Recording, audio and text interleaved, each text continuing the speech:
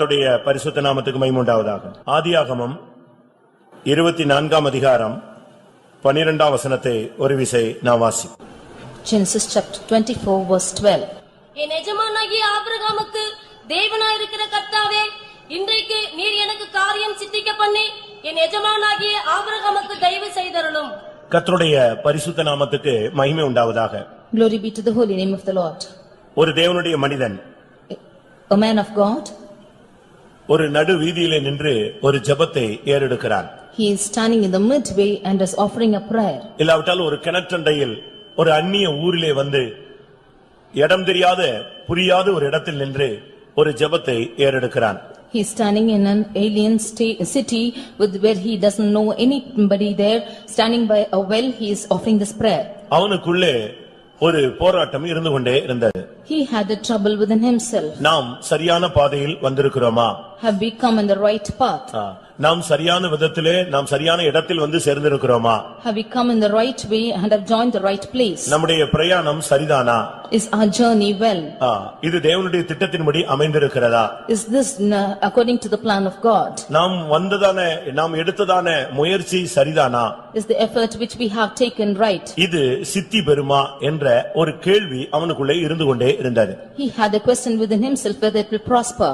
ஆனபடியால்தான் அவன் அந்த கேள்வியை ஆண்டவருடைய சமூகத்திலே அவன் ஏறெடுக்கிறான். Therefore he is appealing this question in the presence of God. என் தேவனாகிய கர்த்தாவே, இன்று எனக்கு காரியத்தை நீர் சித்திக்க பண்ணி எனக்கு என் எஜமானுக்கு நீர் தயவு செய்து அருளும் என்று கேட்கிறான். He is telling, "O Lord my God, you give me a good speed this day and show kindness unto my master." நீர் எனக்கு காரியத்தை சித்திக்க பண்ண வேண்டும். You will have to make this thing come to pass.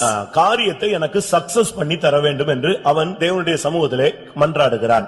He is asking God to success his plans. வாழ்க்கையிலே இன்றைக்கு காரியம் சித்திக்காமல் வாழ்க்கையிலே முட்டி மோதிக்கொண்டிருக்கிற ஒரு சூழ்நிலையை நாம் இன்றைக்கு பார்க்க முடியும். Many of them not succeeding in their plans, they are just dashing in their ways. That is what we see. வாழ்க்கை சக்சஸ் ஆக நடக்குமா முடியுமா என்கிற கேள்வி அநேகருக்கு இருக்கிறது. Many of them have the question if their life will succeed. இன்றைய message, கர்த்தர் உன்னுடைய வாழ்க்கையை சக்சஸ் ஆக சித்தி பெற வைக்கிறார் என்று கர்த்தர் உன்னோடு இடைபட விரும்புகிறார். Today's message is, the Lord is going to make your life into a success and prosper. அவன் எலியேசர் என்ற ஒரு தேவனுடைய மனிதன். He is the man of God called Eliezer. அவன் ஆபிரகாமுடைய வீட்டிலே ஒரு மிகப்பெரிய உத்தரவாதத்திலே இருந்த ஒரு மனிதன். He was in a great responsibility in the house of Abraham. ஒரு சூழ்நிலையிலே ஆபிரகாம் இவனையே தத்தெடுத்து தன்னுடைய மகனாக மாற்றி விடலாமா என்று எண்ணம் செய்து கொண்ட ஒரு மனிதன். At one situation, even Abraham had a thought whether he could adopt him as his own son. ஆபிரகாமுடைய வீட்டிலே அவன் ஒரு காரியக்காரனாக இருந்தான். He was the servant in the house of Abraham. அவன் ஒரு உண்மையுள்ள மனிதனாய் காணப்பட்டான். He was truthful. அவனுக்குள்ளே பலவிதமான இயக்கங்கள் இருந்தது. ஒரு பெரிய ஒரு ஊழியத்தின் பொறுப்போடு அவன் பயணத்தை தொடங்கி இருந்தான். He had a lot of things within him, and with a great spirit of ministry he walked. ஏனென்றால் ஆபிரகாமோடு அவனுக்கு ஒரு உடன்படிக்கை இருந்தது. Because he made a covenant with Abraham. அந்த உடன்படிக்கைக்காக அவன் சத்தியம் பண்ணி கொடுத்திருந்தான். For that covenant he made a promise. அந்த சத்தியம் சரியான விதத்தில் நிறைவேறுமா, சொன்ன காரியத்தை நாம் செய்ய முடியுமா, நமக்கு இது சக்சஸ் ஆகுமா என்கிற கேள்வி மட்டும் அவனுக்குள்ளே போராடிக்கொண்டே இருந்தது. He had the struggle within him, if this promise which he had made will come to pass, if this covenant which he had made will be prospering. அநேக வேலைக்காரர்களை அழைத்துக் கொண்டான். He called many servants with him. அநேக பணம் நகைகளை எடுத்துக்கொண்டான். He took many money and jewels. அநேக ஒட்டகங்களை அழைத்து விட்டான். He took with many camels. இப்படி பல விதங்களிலே அவன் தன்னுடைய பயணத்தை தொடங்கி இருந்தான். Like this he began his journey. இப்பொழுது பயணம் புறப்பட்டு எத்தனையோ நூற்றுக்கணக்கான கிலோமீட்டர்கள் தாண்டி ஒரு குறிக்கப்பட்ட இடத்துக்கு வந்த பின்பு இப்பொழுதும் அவனுக்குள்ள அந்த கேள்வி, காரியம் சித்திக்க பண்ணுவாரா? He started his journey and he is afar of hundreds of kilometers, and now he is having a question if the Lord will make his thing to prosper. இப்பொழுது ஒரு பகுதியிலே தாகமாக இருக்கிறது. Now on one hand he is very thirsty. இப்பொழுது ஒரு ஊருக்குள்ளே வந்து விட்டாகிவிட்டது. Now he is come into a city. இதோடு நமக்கு சக்சஸ் ஆகுமா இல்ல இன்னும் நம்முடைய பயணம் போக வேண்டுமா? Will this succeed at this place or should we its journey? இன்னும் நான் ஒவ்வொரு ஊரா தெருவா நான் அலையணுமா? Or still should I go into many cities and streets like this? கடைசியாக ஆண்டவர்ட்ட சொல்றான், கர்த்தாவே எனக்கு எப்படியாவது காரியத்தை இன்றைக்கு நீர் சக்சஸ் பண்ணி தாரும் ஆண்டவரேன்னு கேட்டான். Finally, he asked the Lord to somehow succeed this thing that day. நீர் எனக்கு காரியத்தை சித்திக்க பண்ண வேண்டும் என்று ஆண்டவருடைய சமூகத்திலே அவன் மன்றாட ஆரம்பித்தான். He prayed unto the Lord to succeed his work that day. அது அவனுடைய எஜமானுடைய மகனுடைய விவாக காரியமாக இருந்தது. That was the problem of wedding about his master's son. அவன் பார்த்து அந்த குடும்பத்திலே பிறந்து வளர்ந்து வாலிபனாக 40 வயதாக மாறியிருந்த ஒரு மகனுக்கு விவாக காரியமாக அது காணப்பட்டது. It was the wedding for the son which was grown up until 40 years in his own sight. ஒரு வாக்குத்தத்த சந்ததிக்கு ஒரு மனைவியை ஆயத்தப்படுத்தும்படியாக இவன் அங்கே பயணப்பட்டு கொண்டிருந்தான். He was journeying in order to prepare a wife for a promised generation. அவன் வரும்பொழுதே ஆபிரகாமிட்ட பல கேள்விகள் கேட்டு அந்த டவுட் எல்லாம் கிளியர் பண்ணிவிட்டு தான் அங்கே வந்திருந்தான். Even when he came, he asked many questions to Abraham and cleared his doubts. ஒருவேளை அந்த பெண் வராவிட்டால் நான் என்ன செய்வது? He asked, if that girl will not come with me, what shall I do? உம்முடைய மகனை எகிப்துக்கு அழைத்து கொண்டு போகலாமா? Can I call your son to Egypt? உடனே ஆபிரகாம் சொன்னான், அந்த வேலையை நீ பார்க்க கூடாது என்று சொல்லிவிட்டான். Then Abraham said, you should not do that work. இப்பொழுது இவனுக்கு ஒரே நம்பிக்கை தேவன் பேரில் மாத்திரமே இருந்தது. Now his only hope is on the Lord. அருமையானவர்களே, உங்களுடைய வாழ்க்கையிலே நீங்கள் பல காரியங்களிலே செயல்படுகிறீர்களே, இதுவரை உங்களுக்கு காரியம் சித்திக்க பண்ணப்பட்டிருக்கிறதா? Dear beloved, you are making many efforts in many things. Have anything succeeded in your life thus நீங்கள் far? எதிர்பார்த்தது உங்களுடைய வாழ்விலே நடந்திருக்கிறதா? What you have expected, has it come into your life? உங்களுடைய வாழ்க்கையிலே இன்னும் எத்தனை காரியங்கள் சக்சஸ் ஆகாமல் முட்டுக்கட்டையாக, தடையாக, போராட்டமாக, எதிர்ப்பாக, கலக்கமாக, முடியாத ஒரு தன்மையிலே தள்ளப்பட்டிருக்கிறது? How many things are found as a hindrances or as a confusion in your life without an end? நீங்களே யோசித்து பாருங்கள். You just think and see. ஒரு சிலருக்கு காரியங்கள் உடனே சக்சஸ் ஆகி விடுகிறது. For some of them, things are succeeding very immediately. அவன் தேவனை அறியாத மனிதனாக கூட இருக்கலாம். It may be because he was a person without knowing God. ஒரு அந்நியனாக கூட இருக்கலாம். He should be a stranger too. ஒரு விக்கிரக ஆராதனைக்காரனாக இருக்கலாம். He might be an idolater. ஒரு பாவியாக இருக்கலாம். He might be a sinner. ஒரு துன்மார்க்கனாக இருக்கலாம். He might be a wicked. நாம் எவ்வளவோ உண்மையாக இருக்கிறோம், உத்தமமாக இருக்கிறோம், உண்மையாக இருக்க வேண்டும் என்று வாஞ்சிக்கிறோம். ஆனால் நமக்கு காரியங்கள் வாய்க்கிறதில்லை, அவனுக்கு காரியம் வாய்க்கிறதே என்கிற ஒரு கேள்வி உங்களுக்குள் எழலாம். We might be a faithful and upright person, and you might well have a question, though we are so much upright and faithful, things are not coming to pass and what for him? அவனுக்கு இந்த உலகத்திலே எல்லாம் வாய்த்தாலும் பிரியமானவர்களே, அவன் பரலோகத்துக்கு போவது இல்லை. Although everything is succeeding in his life in this world, he is not going to heaven. நமக்கு சில காரியங்கள் வாய்க்கிறது, சில காரியங்கள் வாய்க்கிறதில்லை. இதுக்கு மத்தியிலே தேவன் நம்மோடு இடைபட விரும்புகிறார் என்பதை நாம் புரிந்து கொள்ள வேண்டியது அவசியம். Certain things are prospering in our life and certain things are not. In between this, God is wanting to intervene with us. இன்றைக்கும் கூட இந்த காலை வேளையிலே இந்த வார்த்தையை தேவன் ஏன் அனுப்புகிறார்? This morning, why is the Lord sending such a word this morning? இந்த கூட்டத்தில் கூட காரியம் சித்திக்க பண்ண வேண்டும் என்கிற வாஞ்சியோடு ஒரு சிலர் வந்திருக்கிறீர்கள். There are a few people in this meeting who really want their things to prosper. காரியம் சித்திப்பது எப்படி? How does things comes to prosper? ஏன் காரியம் சித்திக்கிறது இல்லை? Why is not things coming to இதை இந்த prosper? காலை வேளையிலே தேவ வேத வசனத்தின் வெளிச்சத்திலே நாம் சிந்திக்க போகிறோம். Let us meditate this on the light of the word of God. எப்படி செயல்பட்டால் காரியம் சக்சஸ் ஆகும்? What shall we do to succeed in thing? எதனால் காரியம் நமக்கு வாய்க்காமலே போய்விடுகிறது? Why are some matters not coming to prosper? தேவன் பட்சபாதம் உள்ளவரா? Is the Lord partial? தேவன் மாயமற்ற மாயமுள்ளவராய் கிரியை செய்கிறாரா? Is the Lord hypocritical? அப்படி அல்ல. He is not so. வேத வசனத்தின் அடிப்படையில் மாத்திரமே தேவன் நின்று கிரியை செய்கிறார். Only under the aspect of the word of God, God is working. காரிய சித்தி என்பது தேவனுடைய கரத்தில் இருக்கிறது. Prosperity is in the hands of the Lord. நீதிமொழிகள் 16ஆம் அதிகாரம் 33ஆம் வசனத்தை நான் வாசிக்கும் பொழுது, Proverbs 16:33. நீதிமொழிகள் 16:33. Proverbs 14:33. சீட்டு மடியிலே போடப்படும் காரிய சித்தியோ கர்த்தரால் வரும். நீதிமொழிகள் 16:33 காரிய சித்தியோ கர்த்தரால் வரும் என்று சொல்லப்பட்டிருக்கிறது. We read in this verse that the disposing is of the Lord. வாழ்க்கையை ஜெயமாய் சித்தி பெற வைப்பது தேவன் ஒருவர் மாத்திரமே. That which is successful in a man's life is only the Lord. நீதிமொழிகள் 21:31 பார்க்கும் பொழுது ஜெயமோ கர்த்தரால் வரும் என்று சொல்லி இருக்கிறது. Proverbs 21:31 we see that the victory is of the Lord. ஜெயமும் காரிய சித்தியும் தேவனுடைய கரத்தில் இருக்கிறது. The prosperity and safety is in the hands of the Lord. எவ்வளவுதான் நாம் பலம் உள்ளவர்களாக இருந்தாலும், எவ்வளவுதான் நாம் பராக்கிரமம் உள்ளவர்களாக இருந்தாலும், தேவன் நம்முடைய பட்சத்தில் இருந்தால்தான் நமக்கு வாழ்க்கையிலே சக்சஸ் ஆகும். However powerful and valiant we are, only if the Lord is on our side, things will be on the safer side. நம்முடைய பலத்தினால ஒண்ணும் முடியாது. By our strength, nothing is possible. நம்முடைய ஞானத்தினாலே ஒன்றுமே முடியாது. By our wisdom, nothing is possible. தேவன் உன் பட்சத்தில் இருந்தால் உன்னுடைய காரியம் சித்தி பெறும். If the Lord is on your side, you will prosper. இந்த மனிதன் போய் ஒரு கிணற்றண்டையில் இருந்து ஜெபிக்கிறான். This man is going and praying beside a well. அவனுடைய ஜெபம் என்ன? What is his prayer? என் காரியத்தை கர்த்தாவே சித்திக்க பண்ணும். Lord, you should good speed my matter this day. எவ்வளவோ வெயில்ல நான் அலைந்து வந்து விட்டேன். I have been coming about in the sunshine. எவ்வளவோ தூரம் நான் பயணப்பட்டு விட்டேன். I have traveled afar.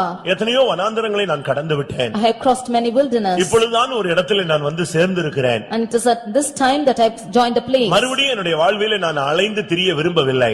Again, I should not go and roam about. ஆண்டவரால் தான் அந்த இடத்துல ஜெபிக்கிறான். கர்த்தாவே என் காரியத்தை நீர் சித்திக்க பண்ணும் ஆண்டவரே. That is why he is praying, God make good speed this day. காரியம் சித்திக்க வேண்டும் என்று எத்தனை பேர் வாஞ்சையோடு தவிப்போடு கர்த்தருடைய சன்னிதானத்திலே வந்திருக்கிறீர்கள்? How many of you come with an earnest expectation that the Lord should make your things to prosper?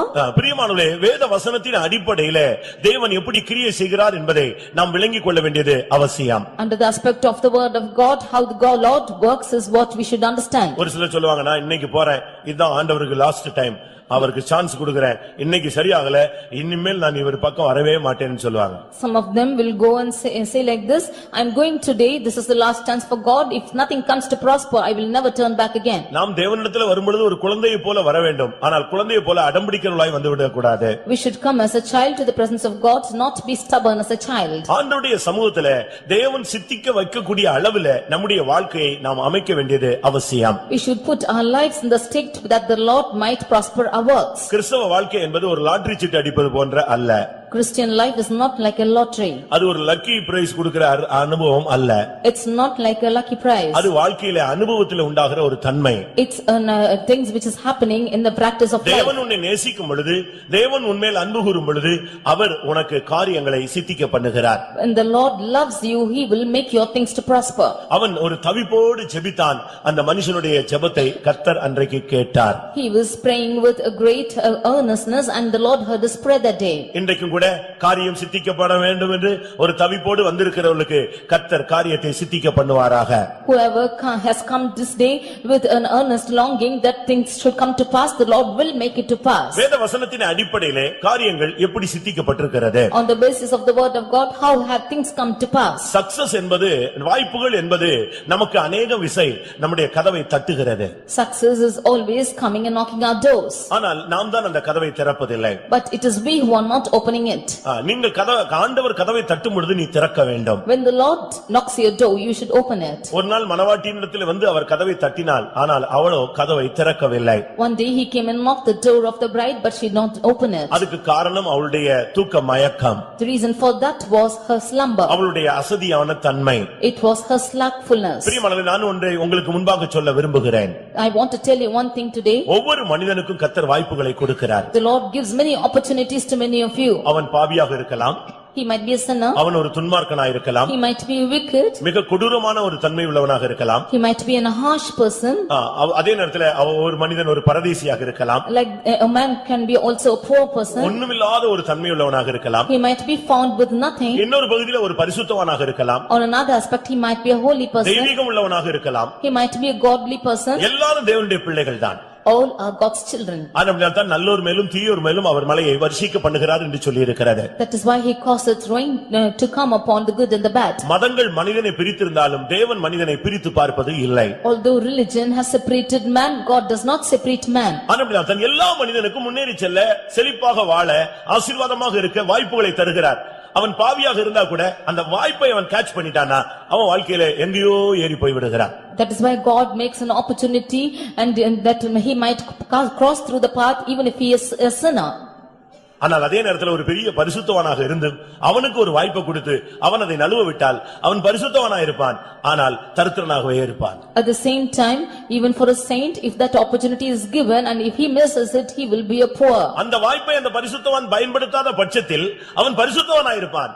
ஆனால் தரித்திரனாகவே இருப்பான். ஆனால் உலக பிரகாரமாக பார்த்தால் ஒன்றுமில்லாத ஒரு பாப்பராகவே சுத்தி கொண்டிருக்க வேண்டும். If that saint is given that opportunity and if he misses it, he will be only a pauper in this world. உன்னுடைய காரியத்தை கர்த்தர் இன்றைக்கு சித்தி பெறப்படும்படியாக உன்னோடு அவர் பேச விரும்புகிறார். The Lord is speaking to you that he might make your things to come to prosper. காரிய சித்தியோ கர்த்தரால் வரும்.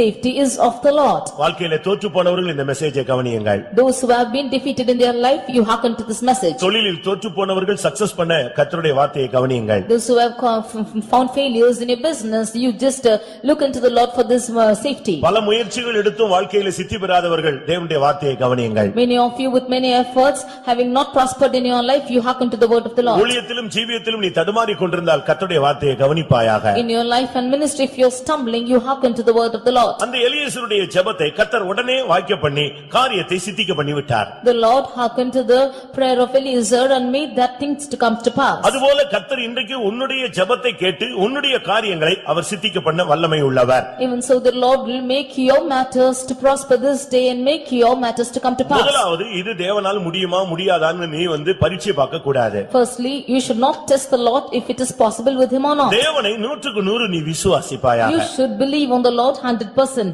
அப்படி நீ விசுவாசிக்கும் பொழுது அவர் தம்மை தேடுகிறவர்களுக்கு பலன் அளிக்கிறவர், அவர் உண்டு என்றும் அவர் தம்மை தேடுகிறவர்களுக்கு பலன் அளிக்கிறவர் என்றும் அவன் விசுவாசிக்க வேண்டும். He should believe that he is and he is a rewarder of him who seeks for him.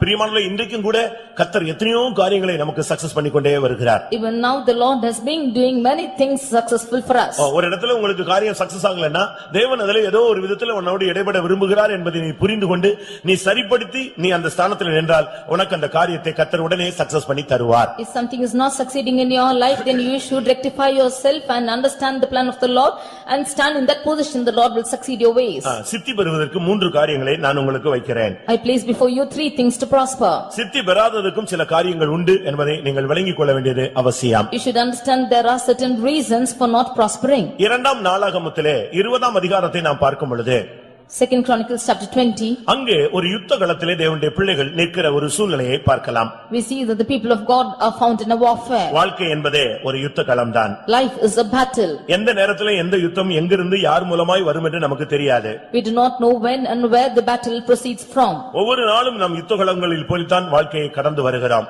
Every day we go through the battlefield in our lives. ஒரு மனிதனுக்கு ஒரு நாள் வாழ்க்கை என்பது ஒரு பெரிய போராட்ட களமாக அமைந்து விடுகிறது. For a man, the day's life is a great battle. யோசபாத் என்கிற ஒரு ராஜாவின் காலத்திலே திடீரென்று 3 விதமான கூட்டத்தார் அவனுக்கு விரோதமாய் எழும்பி வந்து விட்டார்கள். King Jehoshaphat was there and 3 groups of people rose against him suddenly. ஒரு தேசத்துக்கு விரோதமாய் 3 சக்திகள் எழும்பினது. Against one nation 3 powers just came against them. இதுதான் இன்றைக்கு உள்ள ஒரு சூழ்நிலை. This is the situation today. ஒரு மனிதன் முன்னேறி செல்ல முடியாதபடி அவனுக்கு மும்முனை தாக்குதல்கள் இன்றைக்கு பூமியிலே காணப்படுகிறது. For a man of God not to go ahead in his life, there are 3 attacks in this world. இவைகளுக்கு மத்தியிலே அவன் எப்படி ஒரு சக்சஸ்ஃபுல் லைஃபை வாழ முடியும்? In the midst of this, how can he live a successful life? எப்படி அவனால் காரியங்களை சித்திக்கு பெற பண்ண முடியும்? How can things come to prosper? ஒரு மனிதனை ஒரு சக்தி எதிர்த்தால் அவன் ஒன்றைக்கு ஒன்று அவன் எதிர்த்து நின்று போராடலாம். If one power is fighting against a man, then he can fight against it. ஒரே நேரத்திலே அவனுக்கு 3 சக்திகள் எதிர்த்து நின்றார்கள். If at the same time, one time 3 powers rose against him. ஒன்று மோவாபின் வல்லமை, One is the power of Moab, மற்றொன்று அம்மோனின் வல்லமை, and the other is the power of Ammon, மூன்றாவது சேயீர் மலை தேசத்தார். and thirdly the children of Mount Seir. இந்த 3 கூட்டமும் ஒரே நேரத்திலே யோசபாத்துக்கு எதிராக வந்து நின்று விட்டது. All these 3 groups came and stood against Jehoshaphat. இங்கே யோசபாத் என்று சொன்னால் கர்த்தர் தீர்மானிக்கிறார் என்று அர்த்தம். Jehoshaphat means the Lord determines. உன் வாழ்வின் முடிவை தீர்மானிக்கிறவர், உன் வாழ்வின் முன்னேற்றத்தை தீர்மானிக்கிறவர், உன் வாழ்வின் சக்சஸை தீர்மானிக்கிறவர் தேவனாக இருக்கட்டும். One who is determining the end of your life, one who is determining the success of your life should be your God தயவு alone. செய்து உன்னுடைய வாழ்வின் தெரிந்து கொள்ளுதலை நீ எடுக்காதே.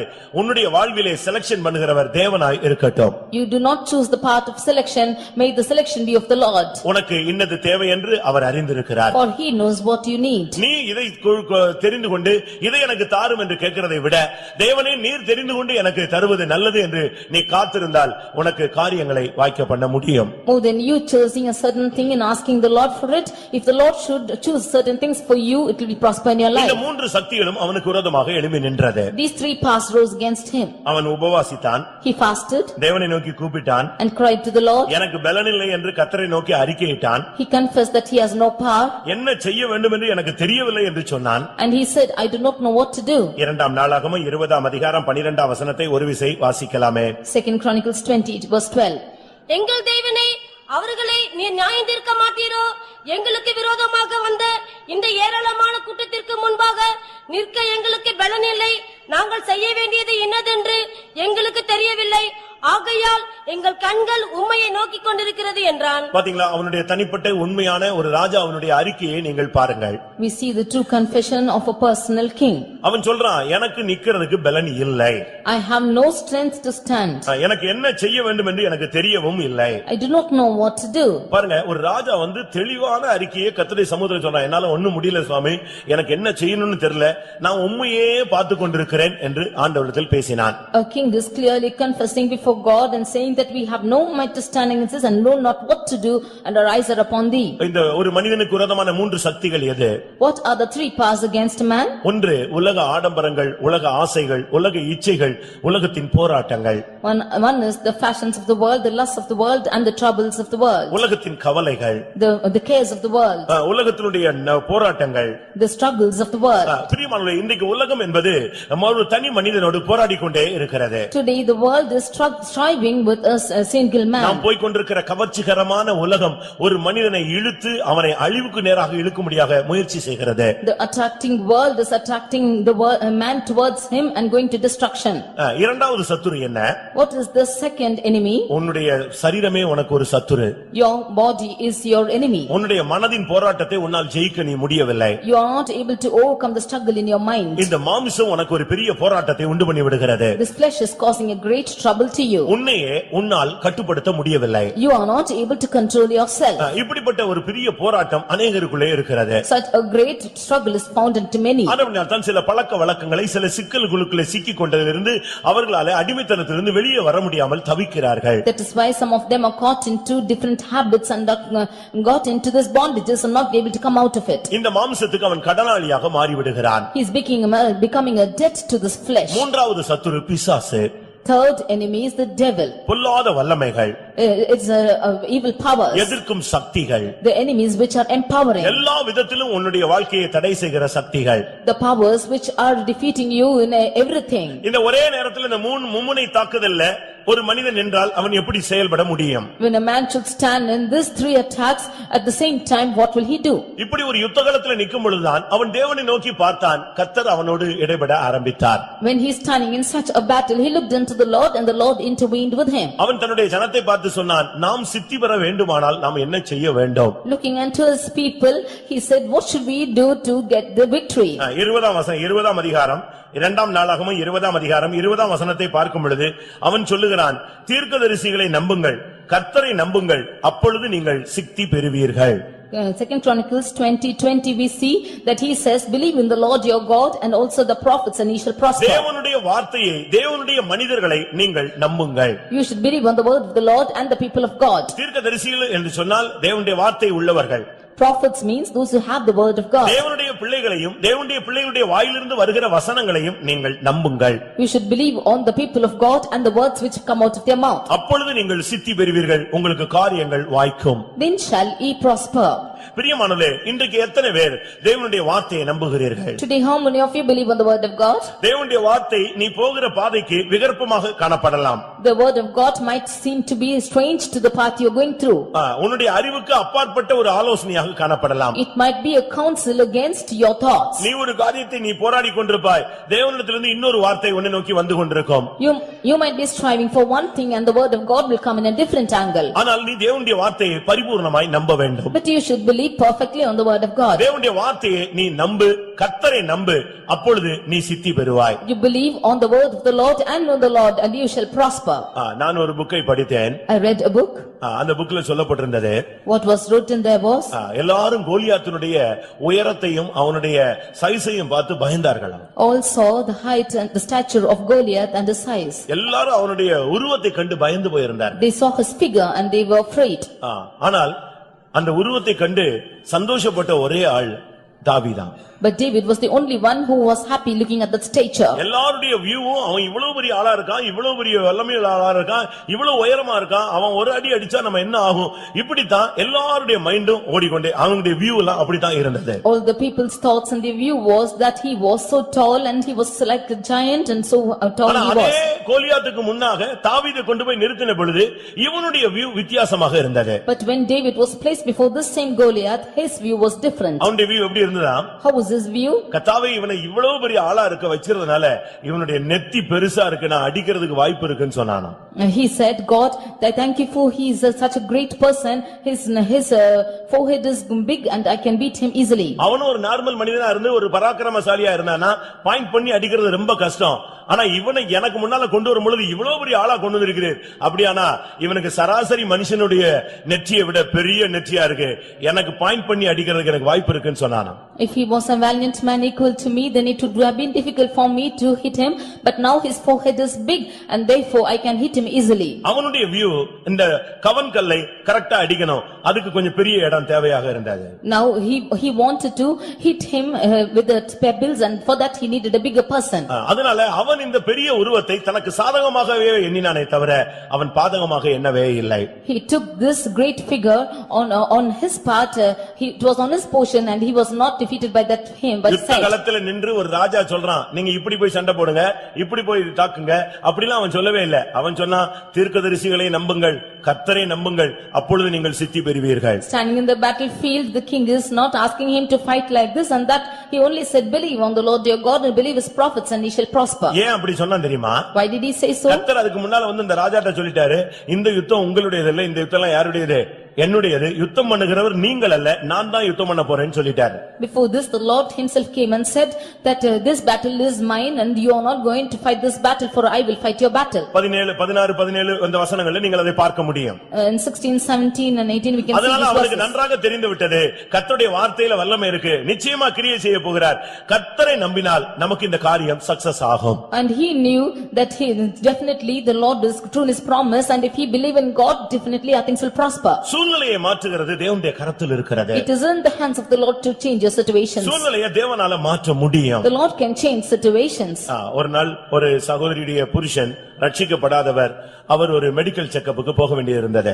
One day a sister's husband who was not saved had to go for a medical checkup. இவங்க நல்ல விசுவாசி. She was a good believer. But அவன் ஒரு பெரிய குடிகாரன். But he was a big drunkard. ஆனால் வியாதியஸ்தனாக இருந்தான். But he was sick. இப்ப மெடிக்கல் செக்கப்ல ஃபிட்னஸ் கொடுத்தாதான் அவர் வேலைக்கு போக முடியும், இல்லாவிட்டா சம்பளம் இல்லாம வீட்ல கிடக்கணும். If the fitness was given in the medical certificate he can go for work, otherwise he will be without earning. இப்ப வியாதி சுகமானது போல தென்படவே இல்லை. Now it does not seem that the sickness will be cured. அப்ப அந்த சகோதரி சொன்னாங்களே, பாஸ்டர்ட்ட போய் ஜெபிச்சிட்டு நீங்க மெடிக்கல் செக்கப் போங்க, எப்படியாவது உங்களுக்கு ஃபிட்னஸ் கிடைக்கும் அப்படினாங்க. Then that sister said go pray to the pastor and go for medical fitness and you will be given fitness. இவர் சொன்னாரா, வியாதி சுகமாகாம பாஸ்டர்ட்ட ஜெபிச்சா அங்க fitness கொடுத்துறானா? Without my sickness being cured, if I go pray to the pastor, will there be fitness for me? நீங்க போங்க, கர்த்தர் ஏதாவது செய்வாருன்னு சொன்னாங்க. She said you go, definitely God will do something. சரி நீ ரொம்ப சொல்றாளேன்னு சொல்லிட்டு அவர் போய் சர்ச்சில் போய் இன்னாருடைய ஆளுன்னு சொல்லிட்டு ஜெபிச்சிட்டு மெடிக்கல் ஃபிட்னஸ் போனாரு. Because she was stressing more upon it, he went to the pastor, prayed and went for the medical checkup. இப்ப மெடிக்கல் செக்கப் போனா அது மிலிட்டரி மெடிக்கல் செக்கப். அங்க இருந்த ஒரு டாக்டர் பயங்கர ரஃப்பான ஒரு ஆள். It was a military medical checkup, then the doctor was very tough. அந்த டாக்டரை பார்த்த உடனே இவருக்கு ஜெபம், நம்பிக்கை எல்லாமே தகர்ந்து குப்பையில போய் விழுந்து விட்டாரு. When he saw the doctor itself, all his prayer and hope all went to shatter. இந்த ஆள் நிச்சயமா நமக்கு ஃபிட்னஸ் கொடுக்க மாட்டான். Surely he will not give me fitness. நமக்கு ஃபிட்னஸ் கிடைக்காது, நமக்கு சம்பளமும் கிடைக்காது. I will not get fitness and neither my salary. இப்போ இவர் லைன்ல போயிட்டே இருக்காரு. Now he is going on his line. இவர் மனசுல பெரிய போராட்டம். There was a great struggle in his mind. இவர் போய் ஒரு 5 பேருக்கு கிட்ட போயிட்டு இருக்கும்போது அந்த டாக்டர் இன்னைக்கு முடியாது, நாளைக்கு பார்க்கலாம்னு நினைச்சு போயிட்டாங்க. When 5 of them were nearing him, the doctor said, "Today it's impossible, tomorrow let's see." இன்னைக்கு வந்தவங்க எல்லாம் முடிஞ்சவங்க நாளைக்கு வாங்கன்னு போயிட்டாங்க. He asked all the people who came today to come tomorrow. இன்னைக்கு அவருக்கு மெடிக்கல் ஃபிட்னஸ் வாங்க முடியல. Today he was not able to get that medical fitness. ஆனா ஒரு விதத்துல சந்தோஷம், நல்லவேளை இந்த ஆள்கிட்ட சிக்காம வந்துட்டோம் நம்ம. He was one way satisfied that he is not caught with that person. அடுத்த நாள் பார்த்தா இந்த டாக்டர்ல ரொம்ப சாஃப்ட் நேச்சர்ல ஒரு டாக்டர் உள்ள உட்கார்ந்தாங்க. Next day a doctor who was very soft natured sat there. இவர் நேரா உள்ள போய் செக்அப் பண்ணாங்க. He went straight in for checkup. அந்த டாக்டர் செக்அப் பண்ணிட்டு சொன்னாரா, The doctor checked him and said, medical advice படி நான் என்ன செய்ய முடியாது, ஃபிட்னஸ் கொடுக்க முடியாது. According to medical checkup, I cannot give you fitness. ஆனா உங்களுடைய நிலவரத்தை பார்த்து சம்பளம் இல்லாம கஷ்டப்பட்டு இருக்கீங்களேன்னு வேணா நான் உங்களுக்கு ஃபிட்னஸ் இப்ப கொடுக்கறேன் அப்படின்னு சொல்லிட்டு ஃபிட்னஸ் கொடுத்து விட்டார். But looking at your state, I will give you fitness because you are without salary, and he gave fitness. இவருக்கு பயங்கர சந்தோஷம். He was with joy. அப்ப முதல்ல சொல்லிட்டு வந்திருக்காரு, வீட்ல ஃபிட்னஸ் கிடைச்சா நான் குடிக்க மாட்டேன்னு சொல்லிட்டு. Firstly, he promised in his house that he will not drink anymore if he get fitness. இப்ப ஃபிட்னஸ் கிடைச்சிச்சு, பயங்கர சந்தோஷம். Now that he got the fitness, he was more happy. இப்ப டியூட்டி ஜாயின் பண்ணனும். Now he has to join back duty. இப்ப fitness கிடைச்ச உடனே சந்தோஷம் கூடி போய் பின்மாற்றம் அதிகமாயி மறுபடியும் குடிக்க ஆரம்பிச்சிட்டாரு. Now when he got that fitness, more of backsliding came into him and began to drink more. எப்படி இருக்கும் பாருங்க. See how it will be. Fitness கிடைச்சா ஜாப் கிடைச்சா சம்பளம். இவருக்கு ஃபிட்னess கிடைச்சிருச்சு, எல்லாம் கிடைச்சிருச்சு, இப்ப ஜாபும் கிடைச்சிருச்சு. திடீர்னு பாத்தீங்கன்னா ஒரு ஜீவோ வந்துச்சு. எத்தனாம் தேதி வரைக்கும் ஃபிட்னஸ் வாங்கினவங்க எல்லாம் மறுபடி செக்அப் பண்ண வேண்டும். So, he was with great joy that he got the fitness and job and went back again to drinking. Suddenly a geo came that all those who were checked up that day had to come back again for checkup. இப்ப அவருக்கு திரும்பவும் பயம் வந்துருச்சு. Now again he started to fear. ஐயோ நம்ம தப்பு பண்ணிட்டோம், ஆண்டவருக்கு துரோகம் பண்ணிட்டோம்.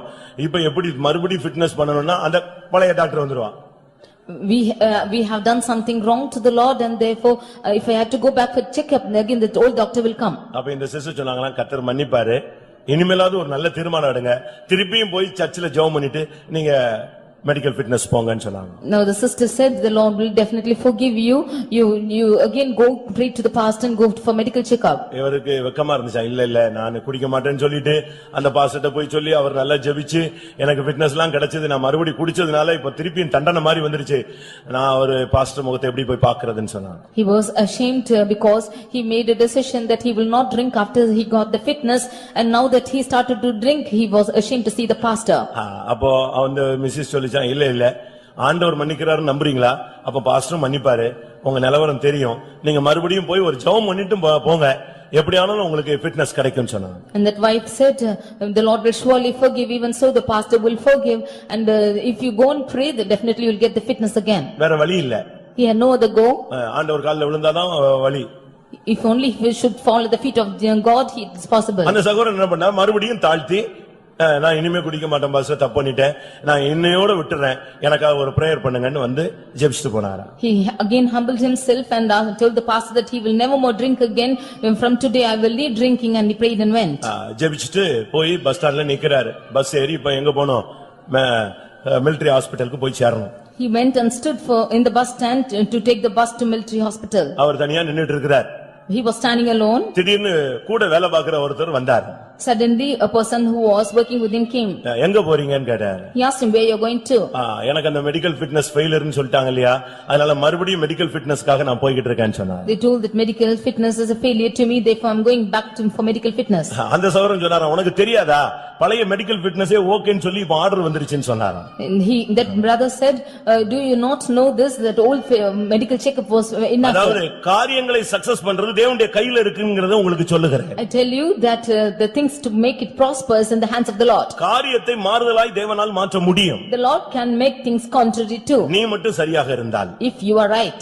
உன் வாழ்க்கையை கரெக்ட்டா நீ அர்ப்பணித்தால் கர்த்தர் உனக்காக காரியங்களை வாய்க்க பண்ணுவார். If you should dedicate your life rightly, then the Lord will make your things to prosper. அதுதான் நம்முடைய தேவனுடைய speciality. That is the speciality of our Lord. இந்த ஜனங்கள் கர்த்தரை மாத்திரம் நம்பி கர்த்தர்ட்ட சொல்லிட்டு அந்த யுத்தகளத்துல வந்து நின்ற பொழுது இந்த மூன்று சத்துருக்களையும் கர்த்தர் சிதறடிக்க ஆரம்பித்தார். These people trusted in the Lord and gave themselves into the hands of the Lord and stood in the battle. The Lord shattered all the three parts. உனக்கு விரோதமாக நிற்கிற உலகம் மாமிசம் பிசாசை நீ ஜெயிக்க வேண்டிய அவசியம் ஒரு நிலைக்கு நீ தள்ளப்பட்டிருக்கிறாய். You are set in a state that you might work against the powers which are working against you, the world, the flesh and Satan. ஒரே நேரத்தில் இந்த மூன்று வல்லமைகளை எதிர்க்க உனக்கு பலன் இல்லை என்பது கர்த்தருக்கு தெரியும். The Lord knows that you have no power to resist all these three powers at the same ஆனால் time. நீ தேவனுடைய வார்த்தையை நம்பி, கர்த்தரை நம்பி, கர்த்தருடைய மனிதர்களை நம்பி, கர்த்தருடைய வசனங்களை நீ நம்பி, உபதேசத்தை நம்பி, இந்த சபையை நீ நம்பினால் உன்னுடைய வாழ்க்கையிலே கர்த்தர் உனக்கு சித்தி பெற வைக்க அவருக்கு வல்லமை உண்டு.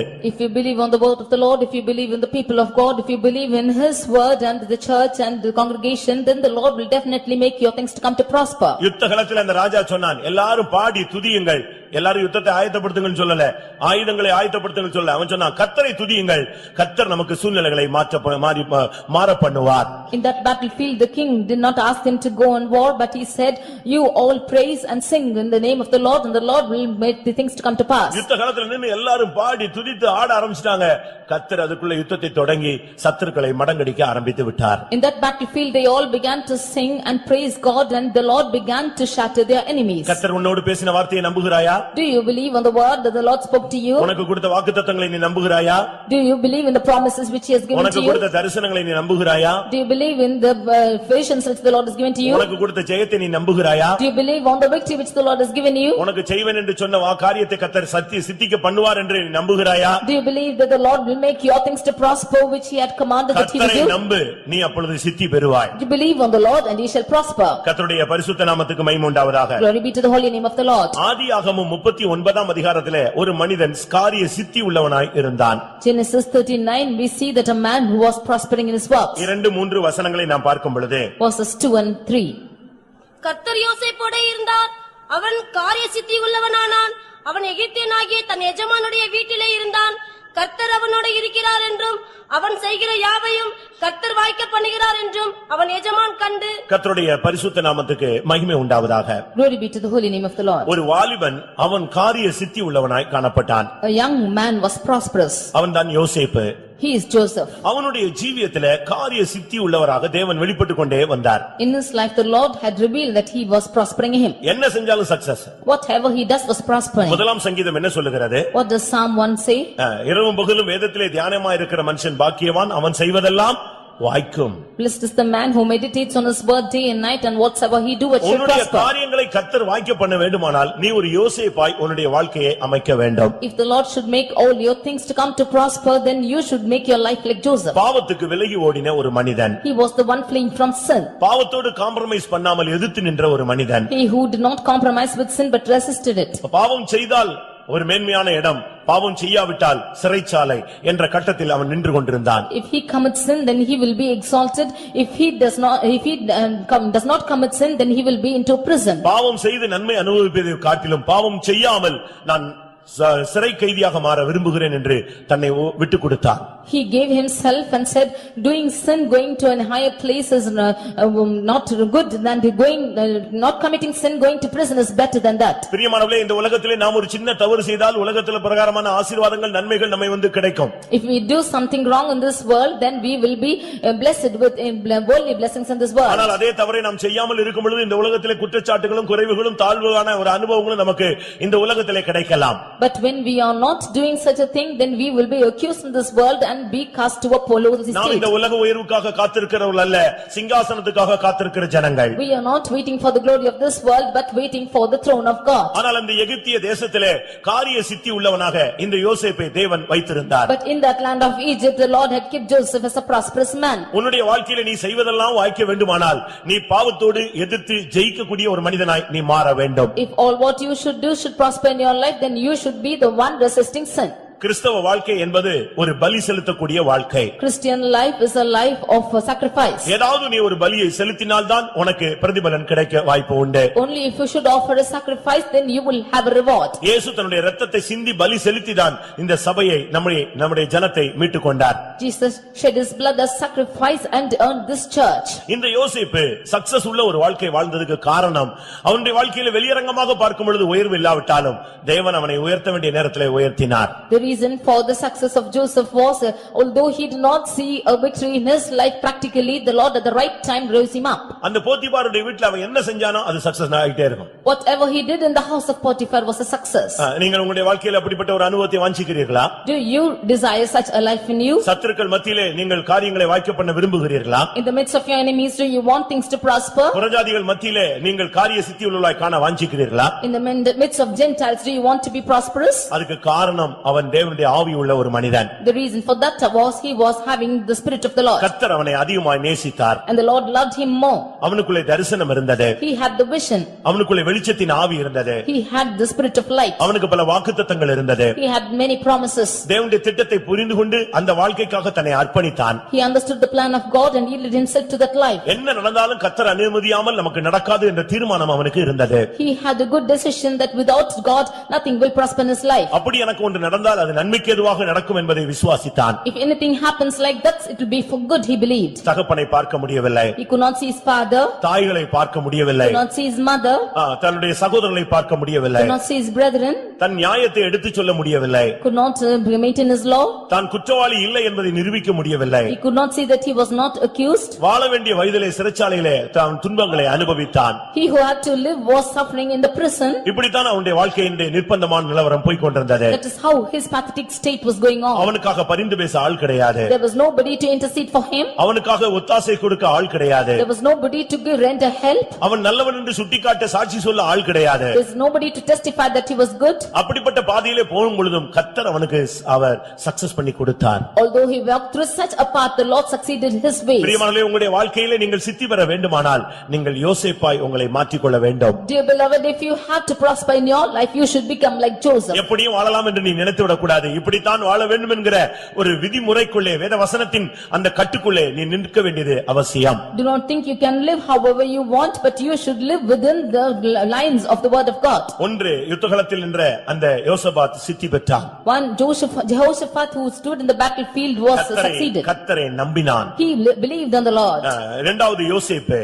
Secondly, Joseph. முதல் மனிதன் கர்த்தரை நம்பினவன், இரண்டாவது மனிதனோடு கர்த்தர் கூடயே இருந்தார். First man believed in the Lord, and for the second man the Lord was with him. யோசேப்போடு கர்த்தர் கூட இருந்தார். ஆனபடியால் அவன் காரிய சித்தி உள்ளவனாய் இருந்தான். The Lord was with Joseph and he was a prosperous man. ஒன்று நீ கர்த்தரை நம்புவது, இரண்டாவது கர்த்தர் உன்னோடு கூட இருப்பது. One thing is you believe on the Lord, and secondly the Lord is with you. மூன்றாவதாக Thirdly, இரண்டாம் நாளாகமும் 31ஆம் அதிகாரத்தை பார்க்கும் பொழுது Second Chronicles chapter 31 அங்கே 21ஆம் வசனத்திலே verse 21. அங்கே எசேக்கியாவுடைய வாழ்க்கை சொல்லப்பட்டிருக்கிறது. We see the life of Hezekiah prescribed. அவனுக்கு கர்த்தர் எல்லா காரியங்களிலும் சித்தி பெற வைத்தார். The Lord made all things to prosper in his life. இரண்டாம் நாளாகமும் 31ஆம் அதிகாரம் 20, 21 வசனங்கள் வாசிப்போம். Second Chronicles 31, 20 and 21.